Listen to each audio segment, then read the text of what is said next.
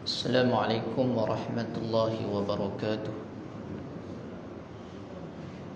InsyaAllah kita sambung lagi surat 283.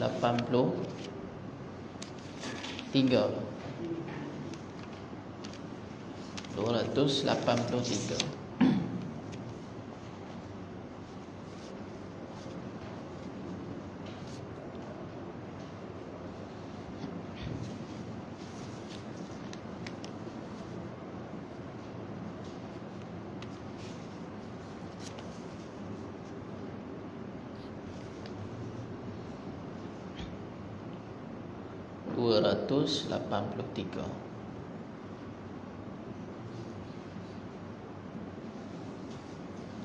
Baik. A'udzu billahi minasy syaithanir rajim.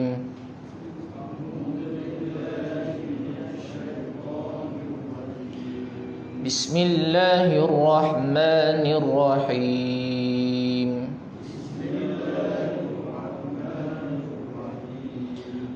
Asa rabbukum an yarhamakum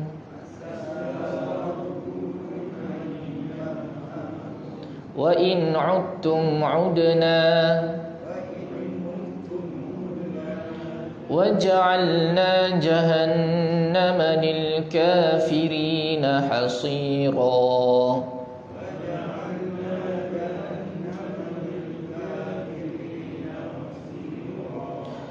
Inna hadzal qur'ana yahdi lillati hiya aqwam wa yubashshirul mu'minin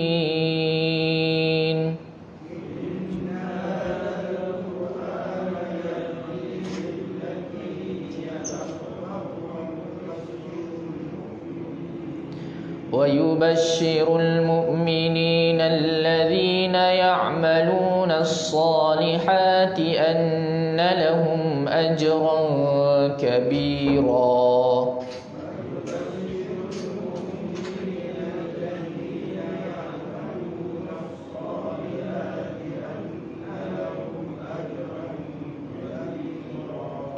وأن الذين لا يؤمنون بالآخرة أعتدنا لهم عذابا أليما.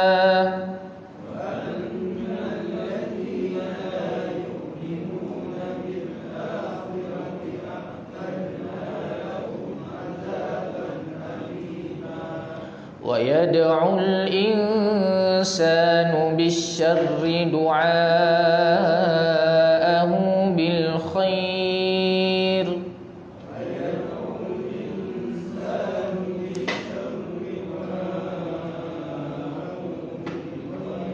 وكان الإنسان عجولا.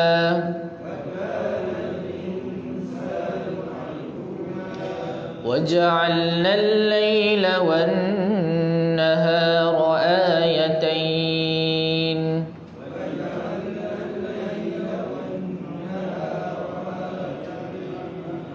فمحونا آية الليل وجعلنا آية النهار مبصرة لتبتغوا فضلا من ربكم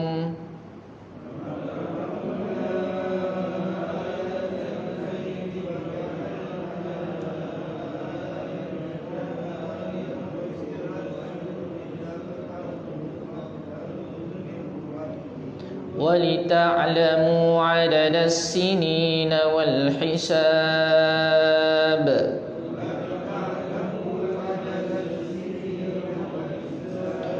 وكل شيء فصلناه تفصيلا.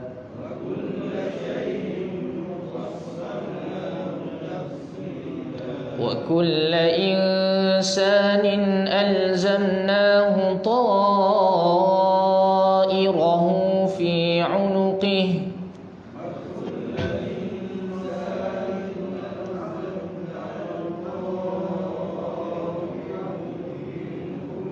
ونخرج ونخرج له يوم القيامة كتابا يلقاه منشورا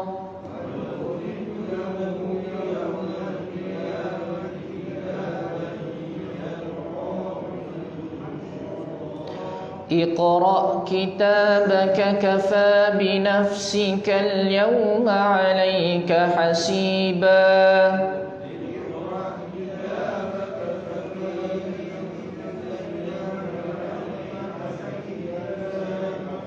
من اهتدى فإنما يهتدي لنفسه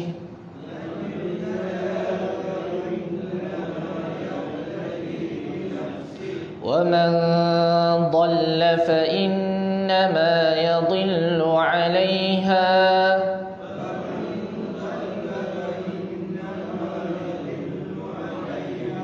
ولا تزر وازرة وزر أخرى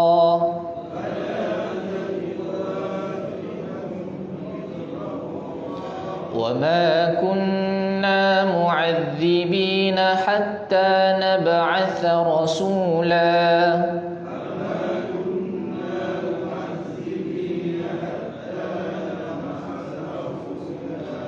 وإذا أردنا أن نهلك قرية أمرنا متر فيها ففسقوا فيها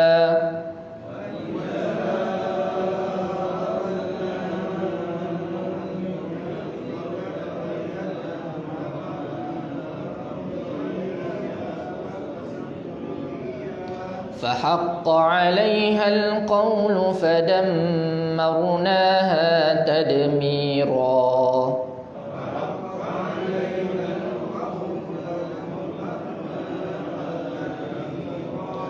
وكم أهلكنا من القرون من بعد نوح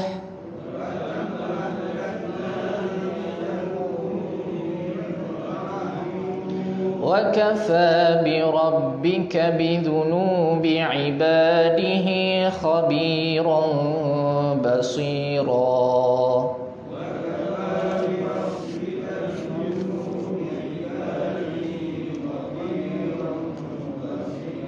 صدق الله العظيم الحمد لله رب العالمين والصلاة والسلام على أشرف الأنبياء والمرسلين وعلى آله وصحبه أجمعين قال رب اشرح لي صدري ويسر لي أمري واحلل عقدة من لساني يفقه قولي اللهم إنا نعوذ بك من البرص والجنون والجذام ومن سيء الأسقام أما بعد. Pertama dan selama-lamanya kita merafakkan setinggi-tinggi rasa syukur kita kepada Allah Subhanahu wa taala. Pada hari Jumaat, pada hari ini Allah Subhanahu wa taala kurniakan kebaikan, kesihatan kepada kita. Seterusnya dapat kita melaksanakan ibadah kepada Allah Subhanahu wa taala. Mudah-mudahan amal kebaikan yang kita lakukan pada hari ini memberikan kebaikan di hari akhirat kelak. Amin ya rabbal alamin. Tuan-tuan dan puan-puan yang dirahmati Allah Subhanahu wa taala, berapa kes hari ni? 1,300 ya? 1,300. Tinggilah ya. Moga-moga jauhlah kita semua daripada kita ni. Baik, dalam sebuah hadis, haddatsana Qais ibn Habib Hazim qala sami'tu mustawridan akhahu Bani Fahrin qala Rasulullah sallallahu alaihi wasallam mad dunya fil akhirati illa mithlu ma yaj'alu ahadukum isba'ahu fil yammi falyanzur bima dha yarji'. Hadis ini riwayat Imam Tirmizi dengan isnad yang sahih. Tuan-tuan dan puan-puan yang dirahmati Allah Subhanahu wa taala, hadis yang saya bawakan pada mukadimah ini bandingan yang Nabi sallallahu alaihi wasallam buat, iaitu Nabi sallallahu alaihi wasallam membuat bandingan dunia di sisi Allah Subhanahu wa taala. Saya cerita lagi hadis ni ya. Seorang lelaki namanya Mustawrid daripada kalangan Bani Fihrin, Katanya Nabi sallallahu alaihi wasallam bersabda, "Madunya fil akhirati illa mislu ma yaj'alu ahadukum." Bandingan dunia dan akhirat ini, apabila kamu mengambil jari kamu, ahadukum isba'ahu fil yammi, dan kemudian kamu celupkan jari kamu ke dalam air laut. Saya pernah cerita kan ni? Tak lagi ya? Sebab apa tuan-tuan, kita takut tertukar hadis. Saya selalu catat tuan-tuan. Lepas pada kuliah kita catat, baca hadis ni kan. Kalau Haji Kamal dia tahu lah, kena buat RPH je kan. Dia cikgu, dia kena buat catatan apa dia mengajar ini semua juga.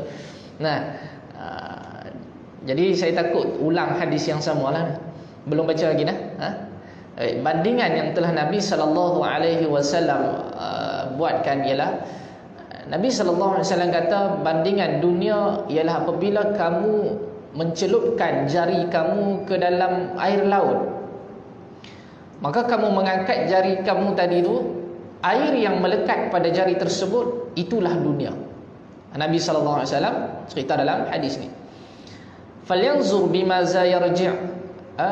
Bila kamu angkat tu, air tersebut yang melekat di jari kamu itulah dunia.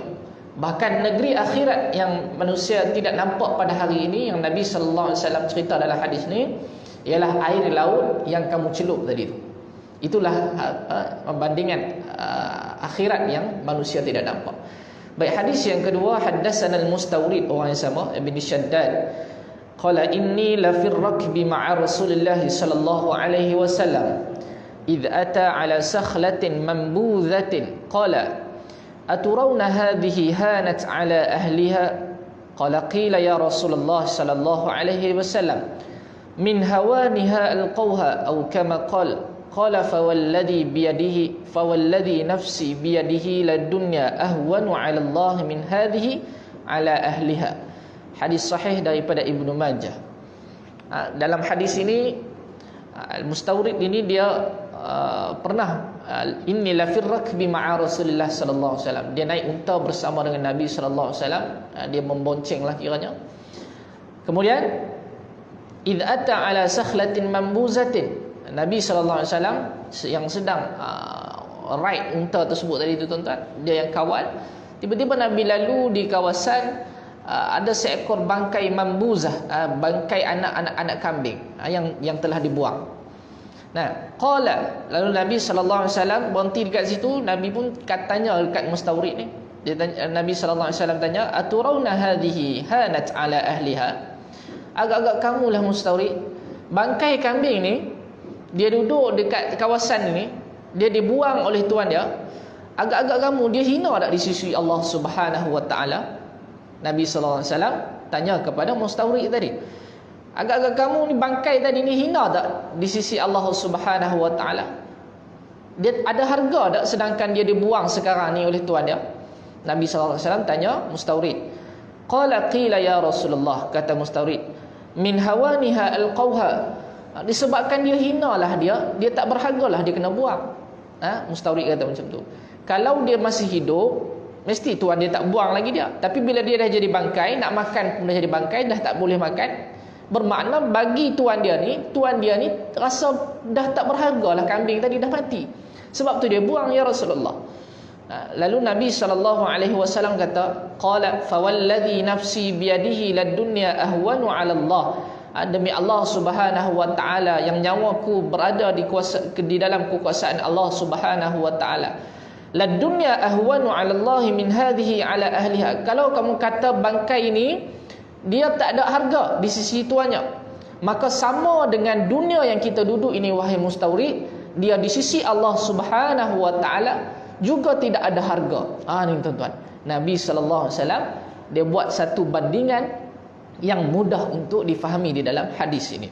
Hadis yang ketiga, an Sahl bin Sa'id qala Rasulullah sallallahu alaihi wasallam, law kanatid dunya ta'dilu 'inda Allah janaha ba'udah ma saqa kafiran minha syarbata ma. Hadis sahih Imam Tirmizi. Daripada seorang sahabat Nabi sallallahu alaihi wasallam namanya Sahl bin Sa'id. Katanya Nabi sallallahu alaihi wasallam pernah bersabda, law kanatid dunya ta'dilu 'inda Allah, sekiranya dunia ini harganya setimbangan dengan janaha ba'udah, setimbangan dengan sayap nyamuk. Maknanya apa? Kalau dunia ini dia berharga di sisi Allah Subhanahu wa taala, ma saqa kafiran minha syarbata ma. Nescaya kalau dunia itu berharga di sisi Allah Subhanahu wa taala, tidak ada langsung pun di atas manusia ni orang yang tidak beriman tidak diberikan minuman kepada dia. Bermakna apa tuan-tuan? Atas dunia sekarang ni kita tengok sama ada dia beriman ke, dia tidak beriman ke, Allah Ta'ala masih lagi berikan dia untuk minum. Bermakna hadis ini nak cerita kepada kita bahawasanya kerana dunia ini tidak berhargalah di sisi Allah Subhanahu wa taala, maka Allah Subhanahu wa Nabi sallallahu alaihi wasallam kata semua Allah bagi kepada manusia. Tak kisahlah dia orang beriman ataupun tidak. Tiga hadis ini sangat disukai oleh golongan-golongan sufi ataupun golongan-golongan orang yang tasawufnya tinggilah, maksudnya untuk guru. Kerana apa? Dia nak buang rasa dunia yang melekat di dalam hati kita, dan kemudian dia nak rasa jatuh kepada cinta kepada negeri akhirat itu berlebihan dalam diri dia sendiri. Sebab itu orang-orang yang sentiasa belajar ilmu tasawuf ini, tawaddu'nya dia tu hebat tuan-tuan. Sebab apa? Sentiasa mencari ilmu-ilmu yang berkaitan dengan Allah Subhanahu wa taala, membuat perbandingan antara nikmat dunia dengan nikmat akhirat. Cuba mencari benda-benda macam tu yang akan menyebabkan hati kita ni tidaklah terlalu terpaut pada dunia. Baik, hadis yang terakhir saja bawa banyak hari ni tuan-tuan. Sebab apa? Payahlah nak jumpa, takut lepas ni lah payah nak jumpa. Surau tutup lagi. An Aisyah radhiyallahu anha qalat sami'tu Rasulullah sallallahu alaihi wasallam yaqul ma min nabiyyin yamradu illa khuyyira bainad dunya wal akhirah. Ini berkaitan dunia akhirat juga. Wa kana fi shakwahu alladhi qubida fihi akhadathu buhatun shadidatun fasami'tuhu yaqul ma'al ladina an'ama Allahu 'alaihim minan nabiyyin was-siddiqin wasyuhada'i was-salihin wa hasuna ulaika rafiqa fa'alimtu annahu khuyyira. Sahih Imam Bukhari. Daripada isteri Nabi sallallahu alaihi wasallam, Aisyah radhiyallahu anha, katanya sami'tu Rasulullah sallallahu alaihi wasallam, aku pernah mendengar Nabi sallallahu alaihi wasallam bersabda, ma min nabiyyin, tidak ada pun seorang nabi yang meradu ketika menjelang ajalnya, datang saja malaikat nak mencabut nyawanya, illa khuyyira bainad dunya wal akhirah, melainkan nabi tersebut, semua nabi akan ditawarkan dua tawaran kepada nabi tersebut ketika mana menjelang ajalnya. Dalam hadis Nabi ni, Nabi kata, iaitu tawaran tersebut bainad dunya wal akhirah, pilih nak dunia ataupun nak memilih negeri akhirat. Wa kana fi syakwah, bahkan ketika mana Nabi sallallahu alaihi wasallam, Aisyah katakan dalam hadis ni, sampai sahaja ajal Nabi sallallahu alaihi wasallam, qubida fihi akhadathu buhatun syadidatun, dalam keadaan Nabi sallallahu alaihi wasallam dalam bergelut dengan ajal, bergelut dengan sakaratul maut. Maksudnya apa? Sakrat ni mabuk. Mabuknya, dalam keadaan mabuknya maut tu nak sampai kepada Nabi sallallahu alaihi wasallam. Syadidatun, maka dalam keadaan yang sangat-sangat bergelut ketika itu, fasami'tuhu, maka Nabi sallallahu alaihi wasallam, Aisyah mendengar Nabi baca ayat ini berulang kali, ma'al ladina an'ama Allahu alaihim minan nabiyyin was-siddiqin wasyuhada'i was-salihin, bersama-sama dengan orang yang telah diberikan nikmat, an'ama Allahu alaihim minan nabiyyin, di antara orang yang nabi-nabi, was-siddiqin, orang-orang yang sangat benar dalam menganut agama, wasyuhada, orang-orang yang syahid, was-salihin, orang-orang yang beramal soleh, wa hasuna ulaika rafiqa. Maka ketika Nabi membaca ayat itu berulang kali, Aisyah pun kata, fa'alimtu annahu khuyyira, maka aku mengetahui itulah yang dikatakan Nabi dalam keadaan sakaratul maut. Ini tuan-tuan dan puan yang dirahmati Allah Subhanahu wa taala. Kelebihan para nabi. Kita masa datangnya sakaratul maut, kita dah tak dipilihkah benda-benda macam tu. Tetapi para nabi apabila menjelangnya ajal mereka, maka di dalam hadis ini Aisyah kata Nabi sallallahu alaihi wasallam bersabda, mereka diberi pilihan sama ada nak dunia ataupun akhirat. Baik, cerita tentang sakaratul maut ini tuan-tuan, panggillah siapa-siapa yang hebat bercerita. Katakanlah dalam kampung kita tu, dia ni memang kalau dari sudut dia bercerita ni, dia syok sungguh kalau bercerita, kita suka dengar. Tetapi dia tidak akan mencapai tahap yang sebenar yang dikatakan mabuknya dalam keadaan sakaratul maut. Walaupun orang tu pandai bercerita, panggillah ustaz mana pun, tetapi dalam keadaan sakaratul maut ini tidak sama dengan penceritaan orang tersebut. Nak ceritanya pun dalam keadaan mabuk yang cukup-cukup hebat. Maka dalam keadaan tersebut masih lagi para nabi ini diberikan pilihan nak dunia ataupun nak akhirat. Tuan-tuan dan puan-puan yang dirahmati Allah Subhanahu wa taala. Ini yang kita nak fahami bahawa hadis-hadis yang berkaitan ini yang kita kongsikan pada malam ini sangat berguna bagi kita untuk kita sentiasa ingat bahawasanya wamal hayatud dunya illa mata'ul ghurur. Allah Subhanahu wa taala kata kehidupan di dunia ini mata' sementara sahaja. Dan lahwun wa la'ib, kata Allah Subhanahu wa taala, permainan sahaja. Maksudnya sementara sahaja. Kenapa? Wal akhiratu khairun wa abqa. Negeri akhirat itulah negeri yang sangat-sangat kekal. Bukan pesanan kepada tuan-tuan, kepada diri saya sendiri. Bal tu'sirunal hayatad dunya. Allah Subhanahu wa taala kata apa? Manusia itu dia terlalu leka dalam keadaan dia mencari kehidupan dunia. Tu'sirun, yakni melekat di dalam diri dia ni untuk dia cari kehidupan dia yang sempurna dalam kehidupan dia. Nak mewah, nak itu, nak ini. Sehingga kan dia tidak perasan bahawasanya kehidupan yang sebenarnya wal akhiratu khairul laka minal ula. Kehidupan akhirat yang paling terakhir sekali, kehidupan akhiratlah yang paling penting dalam kehidupan manusia tersebut. Itu tuan-tuan dan puan-puan yang dirahmati Allah Subhanahu wa taala. Jangan pula kita salah faham tentang hadis ni, bukannya Allah Subhanahu wa taala tu hina orang yang mengejar dunia, tetapi Nabi pun pesan ad-dunya mazra'atul akhirah. Nabi kata dunia ini adalah satu tempat untuk bercucuk tanam nak bawa ke negeri akhirat.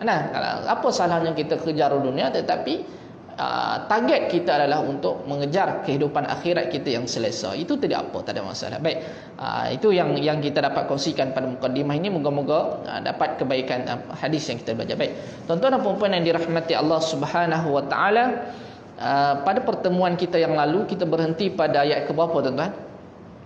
Ayat ke-15 tak silap saya. Saya nak flashback sikitlah orang kata kan. Apakah yang kita kongsikan yang lalu? Antaranya yang kita dapat perhatian kepada beberapa ayat yang perlu kita fahami konteks yang sebenarnya. Yang belakang tak payah, ini yang muka surat yang kita belajar ni. Bagaimana Allah Subhanahu wa taala menceritakan keadaan manusia ketika mana di hadapan Allah Subhanahu wa taala. Wa nukhriju lahu yaumal qiyamati kitaban yalqahu mansyura.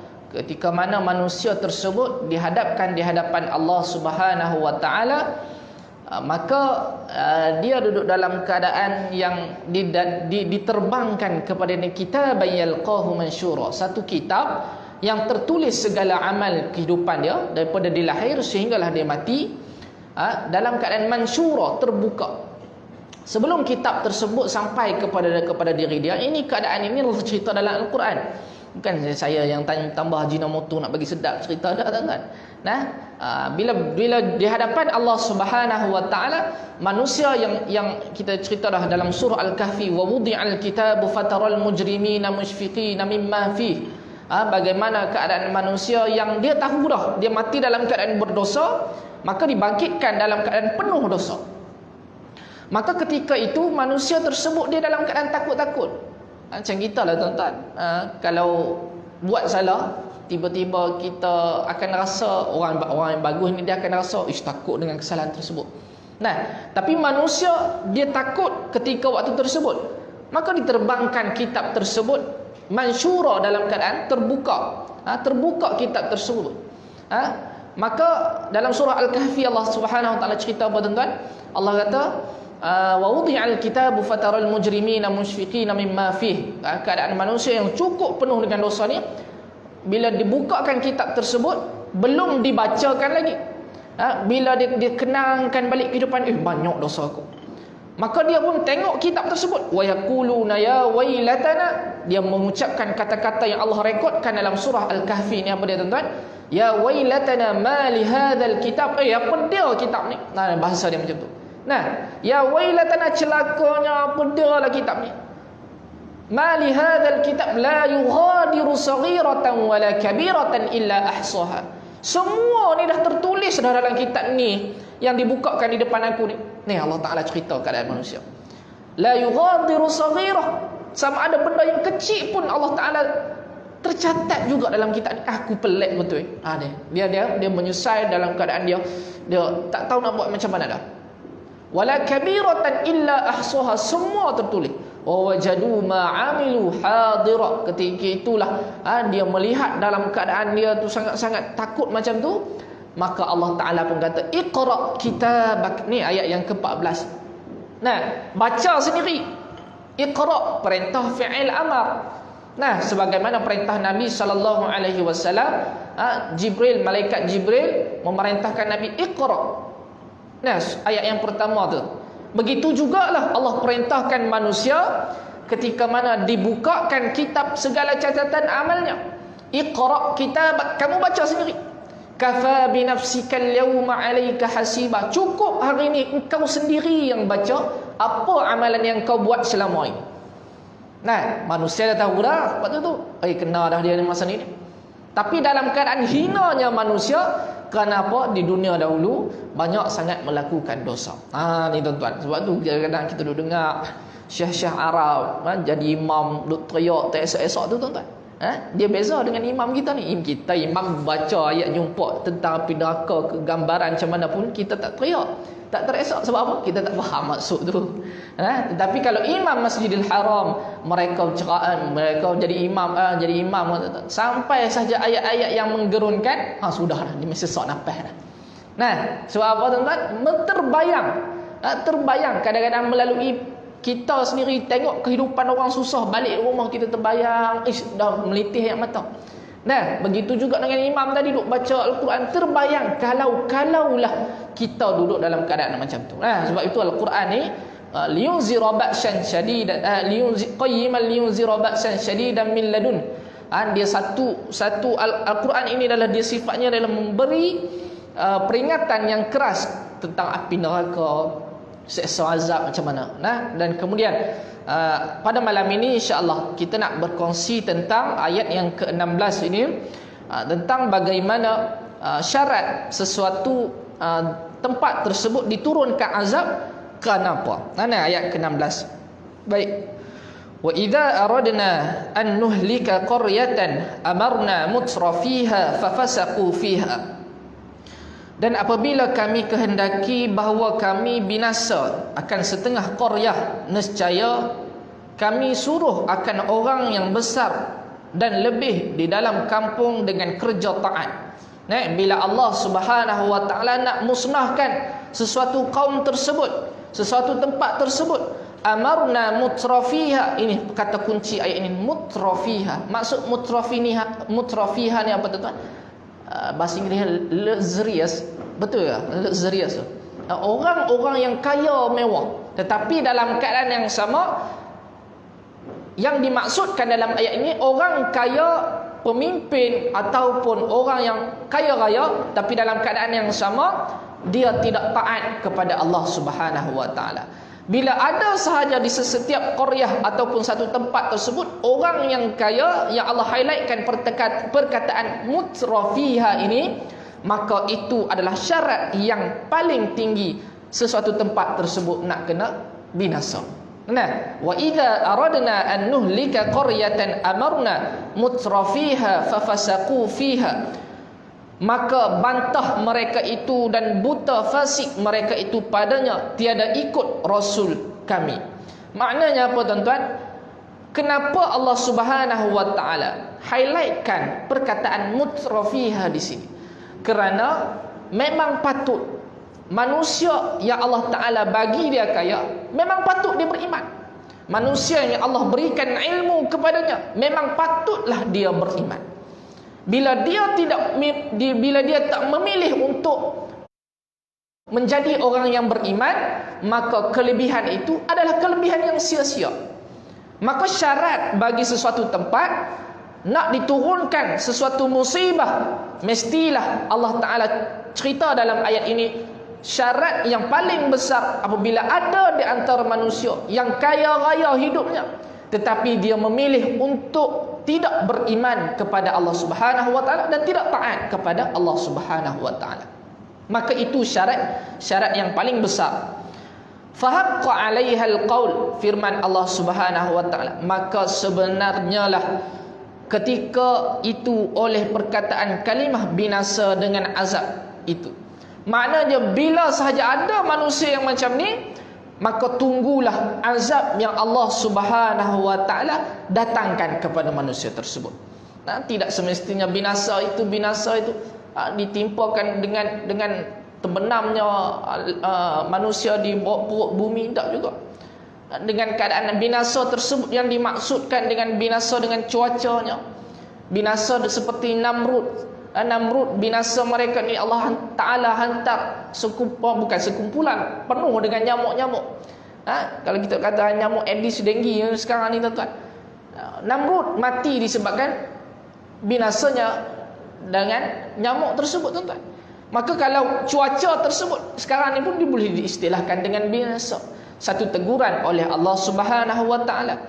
Kalau saya buka tadi tuan-tuan Google, satu tasik yang cukup besar, Lake Michigan nama saya tak pasti sebutan dia, di Amerika Syarikat pada awal tahun 2020 itu diisytiharkan oleh kerajaan Amerika Syarikat. Tasik tersebut yang keluasan panjang dia tu 494 km. Dia beku sangat-sangat keras. Tuan-tuan balik cari nanti tuan-tuan. Sehingga kan orang boleh pergi main bola lah atas tu kan. Kalau boleh pergi main bola. Kementerian Kesihatan mereka memberi nasihat kepada penduduk di kawasan tersebut supaya jangan keluar rumah. Ni cuaca lah maksudnya. Azab Allah Subhanahu wa taala dari sudut cuaca. Kerana sejuk dia tu sejuk yang teramat. Sampai video tu orang campak air itu tuan-tuan, beku. Campak tu berapa saat beku tu dan Kementerian Kesihatan dia kata jangan terlalu sedut nafas lama-lama. Sedut nafas lama-lama boleh merosakkan jantung nanti.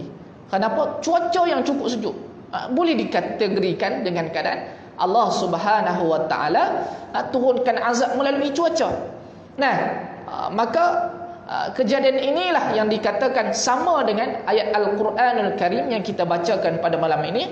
Bila sesuatu tempat yang Allah Ta'ala berikan nikmat yang terlalu banyak, tetapi manusia di kawasan tersebut yang kaya raya mutrafiha, kemudian dalam keadaan dia ini tidak beriman, dia memilih tidak taat kepada Allah Subhanahu wa taala, bahkan bantah pula. Kemudian masih itulah Allah Subhanahu wa taala fahaqqa 'alaihal qaul, tunggulah azab yang datang daripada Allah Subhanahu wa taala. Fadammarnaha tadmira, maka kami binasa akan dia, akan sebagai binasa dengan ahlinya, dengan bantah rasul itu. Fadammarnaha, dammara maksud dia hancur. Dia ada sound effect pom tadi tu. Fadammarnaha dalam keadaan hancur, dammara bahasa Inggeris dipanggil apa? Demolish. Betul ya tuan-tuan? Kau salah saya guna macam tu. Dia dalam keadaan hancur lebur. Bila diturunkan azab tersebut, ada juga yang jadi fadammarnaha tadmira, hancur, sungguh-sungguh hancur. Sampai ke tahap macam tu. Wa kam ahlakna minal quruni min ba'di Nuh, dan banyak yang telah kami binasa daripada beberapa banyak kurun daripada kemudian Nabi Nuh, seperti kaum Nabi Hud dan kaum Nabi Saleh dan kaum Nabi Syuaib dan Musa, dengan sebab bantah mereka itu akan rasul mereka itu. Bukan Allah Subhanahu wa taala nak cerita saja. Allah Subhanahu wa taala suruh pula wa kam ahlakna minal quruni min ba'di Nuh. Kamu lihat kembali apa yang terjadi dengan keadaan umat-umat yang sebelum ni. Nah, bukan saja Allah Ta'ala bagi amaran buta macam tu, tuan. Bagi amaran ini Allah Ta'ala suruh pula manusia tengok balik bagaimana orang dulu yang ingkar kepada Allah Subhanahu Wa Ta'ala diazab oleh Allah Subhanahu Wa Ta'ala. Wa kafa bi rabbika bi dhunubi ibadihi khabiran basira. Dan memadalah dengan Tuhan engkau iaitu ya Muhammad dengan segala dosa hambanya amat mengetahui lagi amat melihat zahir dan batinnya. Cukup Allah Subhanahu Wa Ta'ala yang tahu sahaja dosa kita. Nah, tak perlu kita nak berbangga dengan dosa kita. Nah, bila manusia dia buat dosa, ditayangkan pula dosa tersebut di khalayak ramai. Cerita pula dosa tersebut, kononnya menggambarkan dia ni orang yang hebat. Tidak ada orang pun yang berani nak lawan dia. Tengok saja di media sosial, tuan-tuan. Bagaimana manusia sendiri yang mencabar Allah Subhanahu Wa Ta'ala. Sedangkan peringatan tersebut dah ada di dalam Al-Quran. Nah, pijak Al-Quran, apa boleh buat macam-macam kepada Al-Quran dengan banyak-banyaklah benda-benda yang tak elok berlaku, yang dipamerkan dosanya tersebut, seolah-olah tidak menggambarkan dengan manusia yang suka mendedahkan aurat sendiri, tayang situ sini. Makin ramai perhatian orang lelaki, makin suka dia nak tayangkan. Mula-mula buang tudung, lama-lama sampai ke baju dia buang. Nah, sampai ke tahap macam tu. Maka Allah Ta'ala pesan kepada manusia tersebut, wa kafa bi rabbika bi dhunubi ibadihi khabiran basira. Cukup Allah Ta'ala aja yang tahu dosa kamu. Tak perlu kamu nak bagi tahu dekat orang lain. Nah, bila kamu bagi tahu kepada orang lain, kamu cabar pula sekali lagi Allah Ta'ala. Buat dosa dah satu hal, cabar pula Allah Subhanahu Wa Ta'ala. Nah, saya cuba cari hadis yang berkaitan dengan dosa ni, tuan-tuan. Bizunu bi'ibadihi khabiran basira. Tadi jumpa sebuah hadis yang Nabi SAW kata, inni la'a'lamu akhir ahli jannah dukhul al-jannah. Allah Subhanahu Wa Ta'ala mengetahui, pada hari akhirat itulah Allah Subhanahu Wa Ta'ala mengetahui manusia yang akhir ahli jannah dukhul al-jannah, manusia yang terakhir dalam berbilion-bilion manusia atas dunia. Allah Ta'ala tahu siapa yang terakhir yang masuk ke dalam syurga.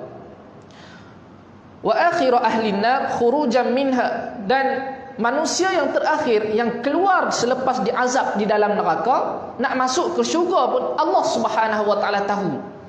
Nah, rajulun yu'ta bihi yaumal qiyamah. Maka ada seorang manusia yang apabila dia dikeluarkan daripada neraka, ini hadis sahih riwayat Imam Muslim, dia dikeluarkan daripada neraka, maka didatangkan di hadapan Allah Subhanahu Wa Ta'ala pada hari akhirat kelak. Fayuqalu i'ridu alaihi sighara zunubi. Maka dikatakan kepada manusia tersebut, i'ridu alaihi sighari zunubi. Sekarang kami tunjuk kepada kamu segala dosa-dosa kecil yang telah kamu lakukan di atas dunia dahulu. Nah, maka manusia tadi dia takut, dia ni daripada ahli neraka, dia nak masuk ke dalam syurga selepas diazab beribu-ribu tahun lamanya. Warfa'u anhu kibara, dalam hati dia, banyak dah dosa kecil aku ni, apatah lagi dosa besar. Tiba-tiba Allah Ta'ala bagi tahu dekat dia ni, Nabi SAW bersabda, warfa'u anhu kibaraha, dosa-dosa besar kamu maka hari ini aku ampunkan. Dia pun senyum. Sekarang ni kami nak tunjuk dosa-dosa kecil kamu. Ni Allah Ta'ala buat itu. Fatu'radu alaihi sigharu zunubih, maka ditunjukkan kepada dia dosa-dosa kecilnya. Fayuqalu amiltu yawma kaza wa kaza kaza wa kaza wa amiltu yawma kaza wa kaza kaza wa kaza. Okey, sekian ni dosa ni kamu buat pada hari sekian-sekian, pada waktu sekian-sekian, dan kamu lakukan sekian-sekian. Betul ke tak apa yang kamu buat semua ni? Nah, fayaqulu, maka lelaki itu berkata, manusia tadi berkata, na'am, betul. La yastati'u an yunkir. Dia maksudnya dia mengangguk kata na'am tu, tidak langsung pun dia nak bantah waktu tersebut. Tak guna bagi dia untuk bantah.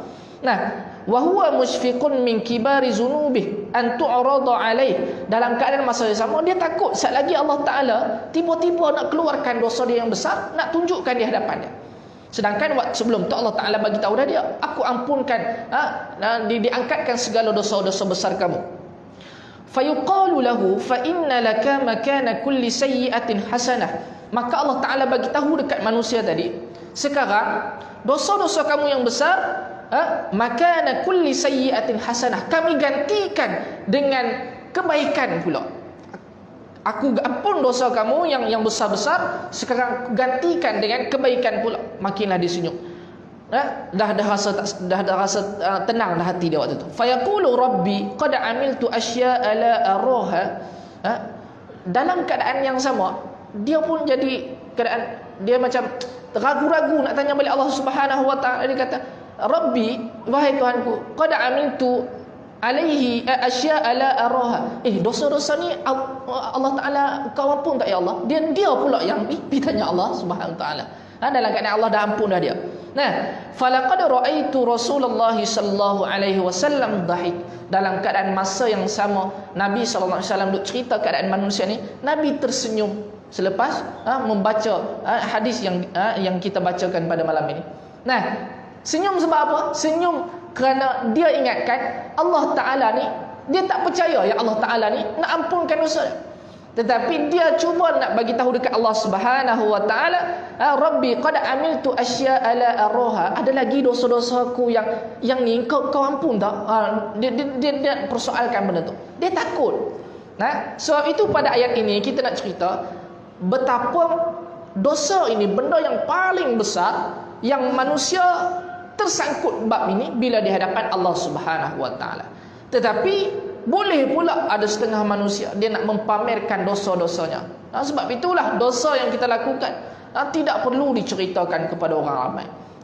Allah Taala kata apa pada wa kafa bi rabbika bi dhunubi ibadihi khabiran basira. Cukuplah Allah Subhanahu wa taala ni yang mengetahui dosa kamu. Tak perlu kamu nak cerita ke orang, nak tayangkan dosa kamu. Kenapa? Pada hari akhirat kelak manusia mengharapkan dosanya diampun, tetapi di dunia dia sibuk menayangkan dosa dia. Jadi apa tujuan dia? Sebab itulah kalau kita tengok kembali hadis-hadis Nabi sallallahu alaihi wasallam, berapa banyak berkaitan dengan manusia duk sangkut dengan dalam keadaan dosa. Sebelum ni kita pernah cerita dah. Ada juga setengah manusia dia duk anggap pahala dia banyak atas dunia, tapi dalam keadaan yang pada yang sama ni hadis Nabi kata innahu la ya'tir rajulul azim saminul azim. Yang saya cerita dia berjalan dalam keadaan dia tegak badan macam orang main gym. Kalau kita jumpa orang main gym dia berjalan macam mana tuan-tuan, berkepak kan. Tetapi bila di hadapan Allah Subhanahu wa taala dalam keadaan kalut ributnya waktu yaumul mahsyar tersebut, hari mahsyar tersebut, dia boleh berjalan dalam keadaan yang lagaknya. Kenapa dia rasa pahala dia banyak? Tak takut dah ni nak pergi mizan ni. Sedekah aku buat ni berpuluh juta ni kat dunia dulu. Tapi bila naik sahaja di atas mizan, Nabi sallallahu alaihi wasallam kata la yazinu indallahi janaha ba'udah. Timbang punya timbang, amalan dia rupanya hari itu dia muflis. Amalan yang disangkakan banyak rupanya seberat sayap nyamuk saja. Bahkan berat sayap nyamuk lagi. Kenapa? Muflis dah, bocor habis. Disebabkan apa? Tidak ikhlas, banyaknya dosanya, tidak tertanggung kerana dosa yang terlalu banyak sehingga menghakis segala pahalanya. Itu yang kita dapat fahami tentang apa yang ayat ini nak ceritakan kepada kita. Maka berhati-hati dengan dalam keadaan amaran Allah Subhanahu wa taala pada ayat yang ke-16 ini. Pastikan kita jadi manusia walaupun rezeki yang cukup banyak. Sebab itu pada mukadimah tadi, bandingan dunia dan akhirat ini, Nabi sallallahu alaihi wasallam kata apa? Kalaulah dunia itu, kemewahan dunia itu sangat-sangat penting di sisi Allah Subhanahu wa taala, maka tidak ada langsung pun seorang manusia yang tidak beriman diberikan minuman.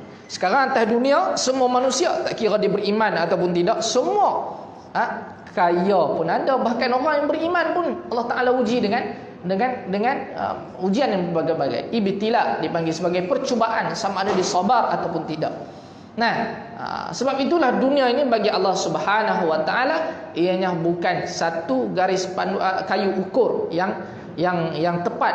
Orang yang kaya diberikan kemewahan dia pada hari akhirat kelak, oh disebabkan harta kamu sekian-sekian, kamu dulu masuk syurga.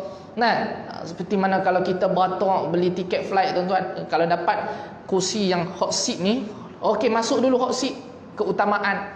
Tetapi pada hari akhirat kelak tidak. Keutamaan tersebut bagi kepada ayyukum ahsanu amala, manusia yang manakah yang sentiasa perbaiki amalan dia, memperelokkan amalannya. Itu keutamaan tersebut. Bukanlah keutamaan tersebut orang yang kaya dahulu, tak.